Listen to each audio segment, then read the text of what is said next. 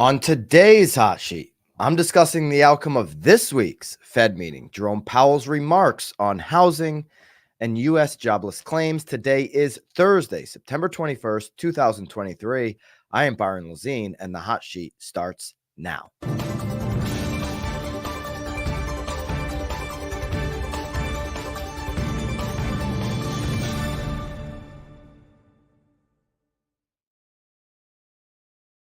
Here we go. What a hot sheet we have to share today. Love to know in the live comments which market you're tuning in from.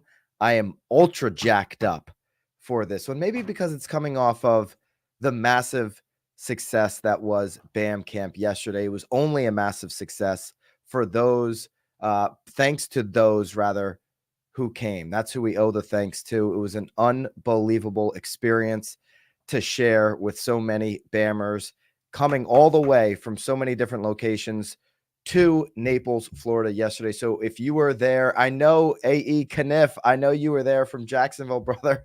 It was so good to meet you and so many others. So thank you from the bottom of our hearts if you were able to make it out. And don't worry, this is just the start for BAM. Nobody does what we do here on the hot sheet in the industry, and nobody is going to do what we're going to do in the event space. And yesterday was just the start. So maybe more on that later, or if you missed it, maybe something you could hit next week. But let's dive in. We've got Jerome Powell and the FOMC's decision. Okay, so I'll start with their official press release. I have some clips that I want to share with you when he got into housing. I have exactly how many times he spoke of housing. It typically isn't a lot. He doesn't spend a ton of time on there, but there were some key moments yesterday when he did. Okay, so right off the bat, rates hold. It was expected. It was 97% factored into the market going into yesterday's press conference. The meetings took place with the FOMC on Tuesday and on Wednesday. They had the press conference yesterday. Rates hold as expected. Okay, so that's the headline there. Now, as we project out, there are 12 officials that are penciling in one hike this year. Okay, so one more hike. 7 are ready to pause. So there's a little bit of a debate now going forward. It seems like the early indications are that we'll see, maybe one more hike before the end of this year. Now, the median projection is that we'll have 2 cuts in 24. When that happens, I would, at this point, I would say we're talking late 2024. There's projections that don't put us at 2% inflation, the Fed's target, until 2025. They will start cutting before that, but that's still a very long way out. Reading right from their press release. Okay, recent indicators suggest that economic activity has been expanding at a solid pace. Job gains have slowed in recent months, but remain strong. Remember, the Fed wants job gains to slow down significantly. They won't be done until they break the labor market. That's a Logan Mohtashami coined quote that he's been running with. Inflation remains elevated. Okay, so it's still not anywhere where they need it to be. The U.S. banking system is sound and resilient. That's a big one, right? Remember the first few months of the year, we had massive scares in that sector. Tight credit conditions for households and businesses are likely to weigh on economic activity, hiring, and inflation. The extent of those effects remains uncertain. The committee remains highly attentive to inflation risk. The committee seeks to achieve maximum employment and inflation at the rate of 2% over the longer run. That is what they're here to do.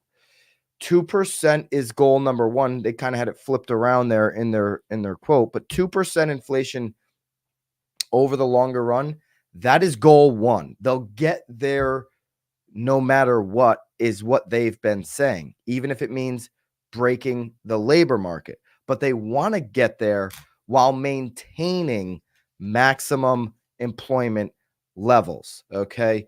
So let's go into some of Jerome Powell's timestamps here that we have, Bobby. And I'd like to do it getting, focusing on where he spoke about housing. Now, before we go to the clip, just a second. He spoke on housing 4 total times. One was a direct question. I applaud this. The gentleman, Kyle Campbell, an American banker, who asked the question, or from American Banker, who asked the question. We'll get to that at the end. Early on, here's a quote from Jerome Powell. Then we're going to start playing some clips. Recent readings on consumer spending have been particularly robust. Activity in the housing sector has picked up somewhat, though it remains well below levels of a year ago, largely reflecting higher mortgage rates. Higher interest rates also appear to be weighing on business fixed investments. So activity in the housing sector has picked up somewhat. He's talking about a little bit of a longer run than maybe what you've experienced the last couple of weeks. And you may have experienced activity actually slowing. So many agents are saying that about the last 14 days in particular. But that's the quote there. Within 2 minutes, he did mention housing, which is a rarity. Usually it'll take, 5 to 6 minutes. And it's really more focused on, obviously, the housing sector's relation to mortgage rates. Okay, now 4 minutes, 35 seconds in, he touches on housing again, just touches on it. This isn't as deep as he goes later on. My colleagues and I are acutely aware that inflation imposes significant hardship as it erodes purchasing power, especially for those least able to meet the higher costs of essential like food, housing, and transportation. We are highly attentive to the risk that high inflation poses to both sides of our mandate, and we're strongly committed to returning inflation to our 2% 2% objective.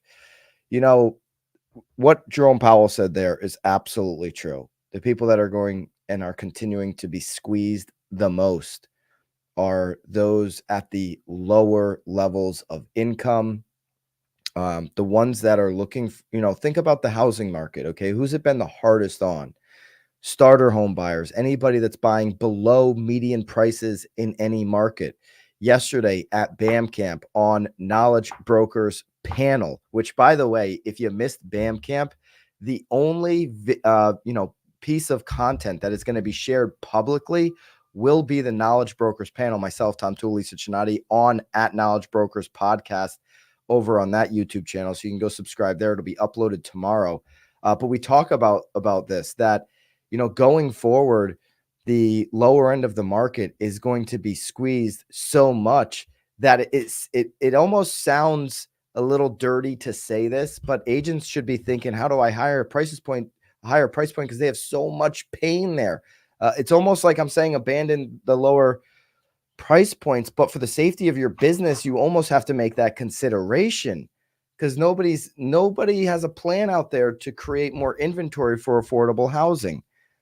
With these inflation issues, they continue the lower price points. People shopping for lower price point housing continues to struggle and has a long road ahead. So he's right on the money there. Okay. Then he mentions housing 2 more times, and this is in the Q&A, 3 more times in the Q&A portion.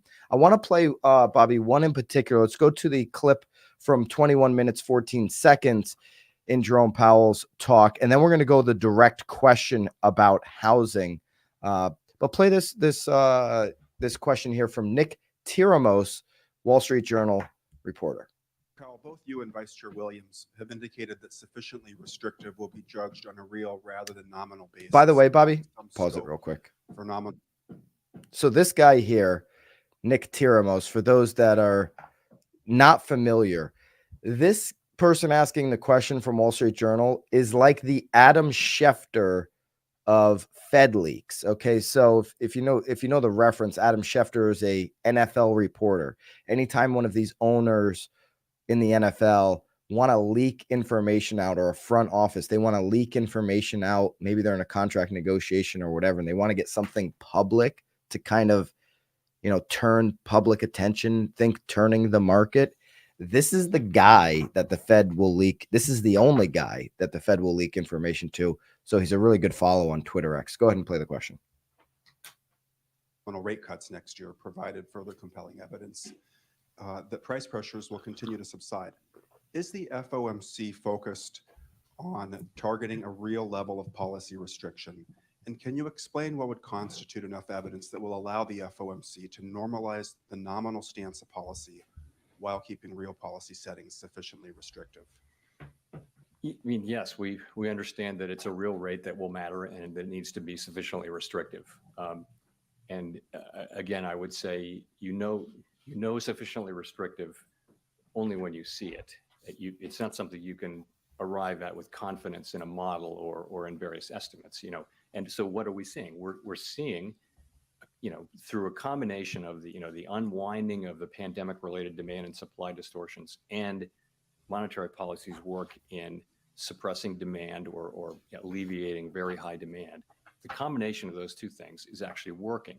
You're seeing, inflation coming down. It's principally now in goods, also in housing services. You begin to see effects of it in non-housing services as well. So we think that is working. And um, I think as we've said, we want to reach that. We want to reach something that we're confident it gets us to that level. And I think confidence comes from seeing, enough data that you feel like, yes, okay, this feels like it. We can for now decide that this is the right level and just agree to stay here. We're not permanently deciding not to go higher, but we would, let's say, if we get to that level. And then the question is, how long do you stay at that level? And that's a whole nother set of questions. For now, the question is trying to find that level. All right, Bobby. Where we think we can stay there. And we haven't got. Okay, so sufficiently restrictive. Nick T, as the cool kids on Twitter X call this guy, Nick T from Wall Street Journal. Best follow if you're looking for leaks from the Fed, by the way. Ask the question about are we, Jerome Powell has used the word restrictive policy right now, which he's used that a lot in the past. And so is this a sufficient level, right, where we can just stay here on the Fed target rate before we start to eventually lower the Fed rate as we get closer to their 2% inflation level? And Powell's very careful here to say, we don't know if this is a sufficient level, if this is restrictive enough, basically high enough. He points towards the big win in housing services. It is, it's the easiest target. Jerome Powell does believe that they've won to some degree in breaking the housing market, rather, not the labor market, the housing market, because of how high the 30-year fixed has gotten. It's been a win for them. And they don't have any, they don't have much more to say about it than that, right? Sufficiently restrictive means we'll see as more data comes in. So he's being very careful, saying we're going to keep the options open. The other thing I'll mention here, and I've mentioned in the past, is that he doesn't believe we felt all the pain from these restrictive measures yet. Okay, that some of this is going to continue to catch up with us. Think commercial real estate. Think some of these loans that are coming due. Typically, you can just refinance for another 5 years, 10 years, if you're a commercial investor. And that opportunity might not be there with vacancies increasing, and then now where the rates are where they're at. That's some of that restrictive, stuff down the line that is going to impact us maybe in 2024. Let's go to the American banker question. Kyle Campbell, Bobby, at 4251. This is a direct question and answer about the housing market. It's the most time Jerome Powell spent yesterday discussing housing. Let's take a listen. Kyle Campbell, American banker. Thank you for taking the questions. Just two on housing. You said slower shelter cost growth is in the pipeline and will reflect in inflation readings as new leases are signed. But there's also some questions out there about the way housing costs are measured, particularly the use of rental equivalents, which are estimates from homeowners about what their homes would rent for if they were in the rental market. So my question is, how much of the effort to tame inflation, both as it's measured and felt by the broader public, hinges on housing supply? And then as far as a constrained housing supply being sort of exacerbated by this sort of lock-in effect of mortgages being higher now than they were at their recent historic lows, how is that going to impact future thinking about taking interest rates to that lower bound in the future?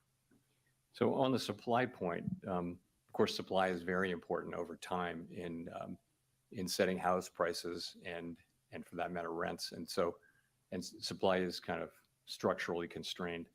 But in terms of where inflation's going in the near term, though, as you obviously know, a lot of it is leases that are running off and then being re-signed or released at a level that's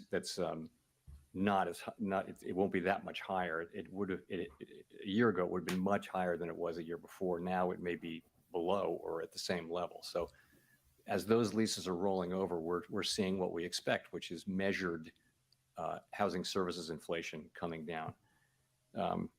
Your second question was the lock-ins. How much is that affecting things, really?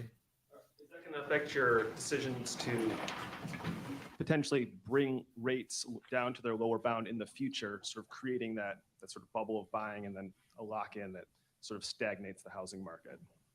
I think we look at I would look at the lock-in, the idea being that people are in very low rate mortgages. And even if they want to move now, it would be hard because the new mortgage would be so expensive. And that's explaining that's one of the explanations for what's happening broadly in the labor market. Would that play a role in our future decisions in a future loosening cycle about whether we would cut rates? No, I don't think it would. I mean, I don't think that's. I think we'd be looking at what fundamentally what rates does the economy need, and in an emergency like the pandemic or during the global financial crisis, you have to cut rates to the point that you have to do what you can to support the economy. So I wouldn't think that would be a reason for us not to do that. It's not something we're thinking about at all right now, but down the road, I wouldn't think so.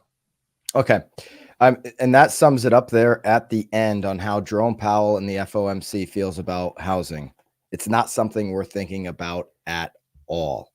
They don't care about the housing market being, they honestly don't care about how unaffordable it is for many. They only care about the 2% inflation level, getting to that target and getting there at maximum employment.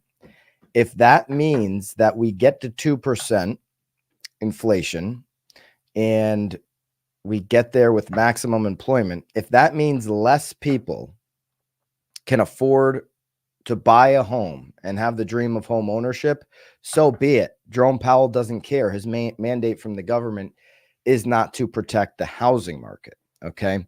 So when he talks about, will this lock-in play a role in them reducing rates? He says, no, it will not at all. It's not. If they start to reduce rates, it will not be to try to free up inventory in housing. Okay. So there you go on his thoughts on the lock-in. Now the first segment of that question, and I give Kyle credit. He asked a great question and he was very articulate. He was also very nice in the way he framed up his owner's equivalent portion of the question. Owner's equivalent makes up, almost shelter makes up 34% of CPI. Okay. 25% is owner's equivalent rent. This make-believe number. Wall Street Journal wrote a great piece picking apart this number, that if we didn't use this, we'd be much closer to the 2% number, where they call homeowners and ask them what they think their house, they would, if they had to rent it, what it would rent for, if they had to rent a similar home. It's an absurd way of doing, collecting data. And Kyle was much nicer in the way he framed up owner's equivalent. I would have been, if I was asking the question, I probably would have said, Jerome, owner's equivalent is a garbage metric. Why do we still use it? Right? He asked a much more polite question than that. But Jerome started to talk about, this is where he confuses me. He started talking about these leases coming due and the fact that actual leases, so not the make-believe number of owner's equivalent, he kind of just skipped over. He knows that metric is crap. Okay. He knows a make-believe survey is not a good way to calculate what's actually going on in the housing market. And it makes up such a large portion of inflation. He knows this. So he starts talking about leases in real time, which is what I've been saying. And many others have been saying, that's what you need to look at. And he's saying, hey, as these leases, these residential apartments and leases are coming due, that the new leases are being signed not at an exorbitant, increase, kind of leveling off, or even in some cases maybe lower with more incentives. And he says, that's a good thing. Well, yeah, it's a good thing. And it's an obvious thing for those that are looking ahead because of how much inventory, right? When you have inventory, you can actually stabilize prices. You can make things more affordable. And that's what we're going to see in multifamily in Q4 and throughout 2024, as so many of these brand new apartments come online. And that's what he's alluding to. Long term looks very healthy there. Even as we're seeing it in real time, leases coming due, the fact that they're not being signed with significant increases like we saw in the past. Okay, so there you go. There's the Jerome Powell conversation yesterday. 5 times he spoke about housing, and that last point there with Kyle Campbell was the most direct question on housing. He spent the most time talking about housing in that. Ultimately, if you're just joining back or just joining here on the live stream, certainly go back and watch the replay. These replays, by the way, get uploaded every day on Apple and Spotify. If you miss a live stream and that works better for you, it's available there as well. But, just to go back to the top here, top line headline, obviously, is that rates have held. There is some sentiment brewing here early this morning that there'll be one more hike this year.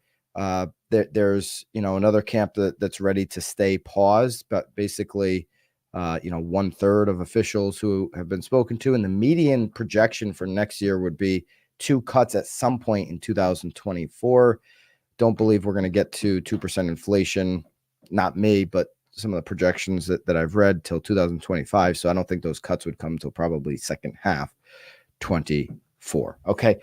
There's your update on FOMC and Jerome Powell. Next FOMC meeting is, I'll tell you right now, next FOMC meeting will be October 31st and November 1st. Okay. So Halloween and November 1st. So the next time Jerome Powell gets up and gives us their decision on what they're doing with the Fed rate will be the afternoon of November 1st. Then they meet again December 12th and 13th for the final time this year. All right, let's take a look at what happened this morning in the labor market. It's something that Jerome Powell spoke a lot about yesterday. That was my prediction from BAM Camp yesterday. He's going to talk a lot about the labor market. It's kind of the last real tool that they have. And he did not get good news today. U.S. jobless claims fell to 201,000. Falling sounds like good news. Okay, less people losing their job. It's the lowest level since January. Unemployment benefits applications for those are near a half-century low. Continuing claims dropped to the lowest level since the start of 2023. Now, this helps his case of like maximum employment, but it makes the fight against inflation harder. Initial job claims dropped by 20,000 to 201,000 ending September 16th, returning within striking distance of the lowest level in more than 5 decades. The job market continues to be robust, is basically what's happening here. And this is straight out of Bloomberg. And of course, according to Labor Department data, which came out this morning. Continuing claims, which are a proxy for the number of people receiving unemployment benefits, declined to 1.66 million in the week through September 9th. That was also the lowest level since the start of the year. Here's the chart here, which shows you where claims are heading. We'll drop that into the daily download on BAMX for our BAMX members. If you're not a BAMX member, use code HOT to get 10% off of that. All right. So I said it. I was asked the question yesterday. It'll be up on at Knowledge Brokers podcast tomorrow at BAMCamp. The panel was really asked the question, not just me. But my answer for, hey, where do you see the 30-year fix? We're going to take a look at where we're at and where we're probably heading today in just a second.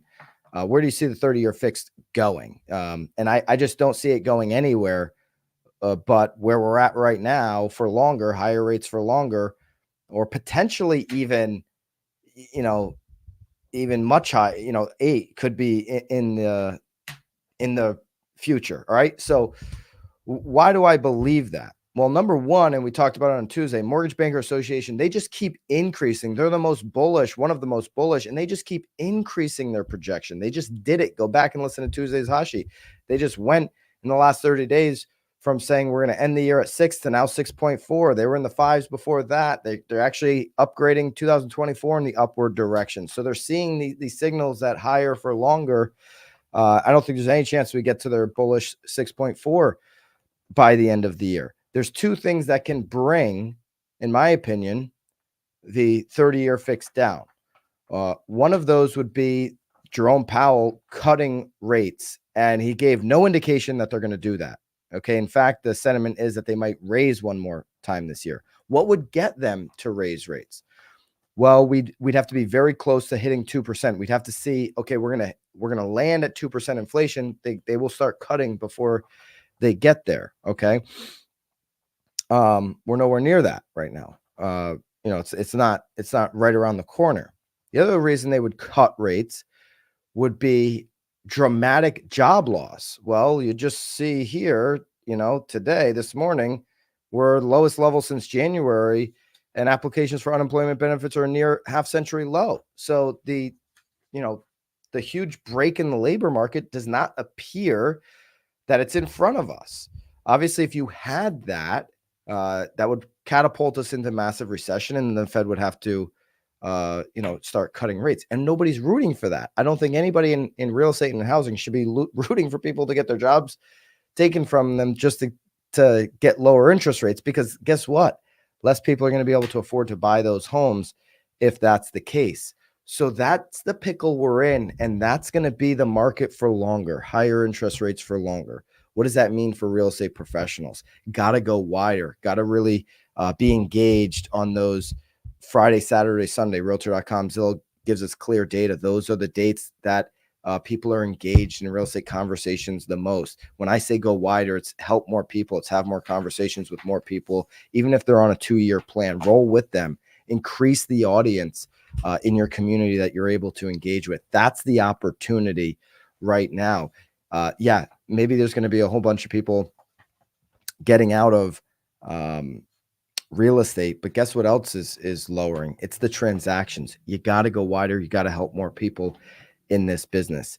It is something very few will do, which means for the hot sheet people, for the BAM people, I know you're going to do it. So it leaves you with a real opportunity to build the big business. Okay, where are we heading today with the 30-year fixed? We're not getting any we're not getting any help here today. Look at the 10-year. The 10-year and the 30-year obviously tied pretty close together historically. When they move, they usually move together. We've seen that recent weeks, recent days. 4.48. It's a big jump on the 10-year. In fact, this is the highest level since 2007. 10-year Treasury yield hits its highest level since 2007. Right now, investors are looking at this jobless claims. Okay, this is going to be harder to get inflation down, as well as digesting the Federal Reserve's interest rate decision yesterday. And the 10-year is hot right now. It's very hot, which means we're going to have a hot 30-year fixed rate today. It just is what it is. Nobody's rooting for it, but that's the case. Yesterday, we ended at 7.33. I think we could be back up to 7.5 quite easily today. We'll also get the Freddie Mac 30-year fixed weekly survey, the new weekly update that comes out today, but that's data looking backwards over the next 24 hours here, next really 8 hours. I do expect the daily survey to be closer to 7.5 just based on where the 10-year is. Okay. I saw a question, Bobby. Somebody was asking for the spelling on Nick T, the Wall Street Journal. He's the chief economics correspondent, okay, for the Wall Street Journal. His handle on Twitter X is at Nick, N-I-C-K, Timiros, T-I-M-I-R-A-O-S. There he is, okay. Yep, his Twitter X bio is free. Evan Now, that's that reporter who's not been released from Wall Street Journal. Anyways, Nick T, great follow. The Adam Schefter of the Federal Reserve. Also got some other comments. I think somebody said, can you do BAM Camp twice a year? For those that went yesterday, thank you again. He said BAMX, but I think he's referring to BAM Camp. Yes, we were going to be doing many BAM camps next year. So we're obviously going to get into some more accessible locations than Naples as well. We were flattered by how many people were willing to make the trip to Naples. For those that are not in BAMX, that's how you're going to get 25% off of all of our future events. And you can get 10% off of BAMX right now by using code HOT in the link below to get 10% off of BAMX. Once you're in our community, BAMX, when we have events, when we drop merch, when we do anything, you're going to get the biggest discount on those. So become a BAMX member today. It's coffee money. We want to keep this a community that we can grow together. We're not legacy real estate media just trying to rip you off. We are here because we are basically aligned on the same goals as you are. If you missed BAM Camp and you're on the West Coast, you should go check out FubCon next week. If you're looking for something to really get set up for Q4 and going into next year, FubCon 2023 is in LA. It's September 25th to the 28th. It's absolutely going to be crazy. It's 3 days, 13 hours, and 58 minutes away exactly. And you can get 30% off by using code BAM_VIP30. The exact code is down below. If I've misquoted that, it is down below. So you can use that to get 30% off your first ticket and 55% off your second ticket. FubCon 2023.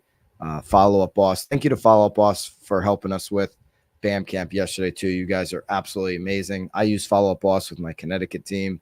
It's a great product. And I've just been hearing that FubCon is going to be absolutely legendary. 6 keynotes, 5 hands-on breakouts, 35 plus speakers. They do a huge party. If you're on the West Coast, or even if you're not on the West Coast, you should check that out. Get 30% off with the code below. Thank you guys for tuning in to this hot sheet. It means a lot to us. If you haven't done so already, consider subscribing to the channel. We'll see you back here tomorrow on a free format Friday where we take your phone calls and your questions on the hot sheet. Can't wait to do that with all of you. Have a great Thursday. Until then, toodaloo.